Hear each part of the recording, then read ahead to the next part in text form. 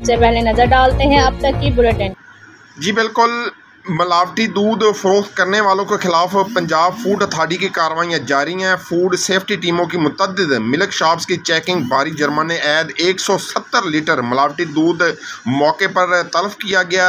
जी बिल्कुल, DG Punjab food authority के हिदायत पर मिलावटी दूध फरोख्त करने वालों के खिलाफ ऑपरेशन टीमें सरगर्म हैं। इसी सिलसिले में पीपल कॉलोनी में शाहिद बादशाह मिल्क शॉप को मिलावटी दूध बेचने पर 14,000 रुपये जुर्माना किया गया। इसी तरह अमाम बारगाह रोड विहाड़ी में वाक़या अलफरीद डेयरी फार्म को 10,000 रुपये जुर्माना कर दिया गया। टेस्ट के दौरान दूध में पानी और डिटर्जेंट्स की मिलावट पाई गई। दूध में ठोसपन और कुदरती ग़िज़ाइयत की कमी पाई गई। इस मौके पर डीजी पंजाब फूड अथॉरिटी शेब जदोन का कहना था कि मिलावट साबित होने पर सैकड़ों लीटर मिलावटी दूध तलब कर दिया गया है। उनका मज़ीद कहना था कि मिलावटी दूध की तरसील रोकने के लिए दिन रात कार्रवाइयाँ जारी रहेंगी। जी बिल्कुल, शहरियों की जानिब से भी पंजाब फूड अथॉरिटी का जेली दूध बेचने वालों के खिलाफ कार्रवाइयों को सराहा गया है और बिलखसूस शहरियों का कहना था कि मुतअद्दिद इलाकों बिलखसूस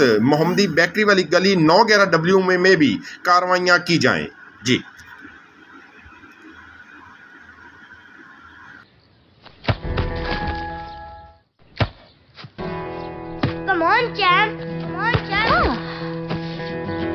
मुश्किल के क्यों मार रही हो?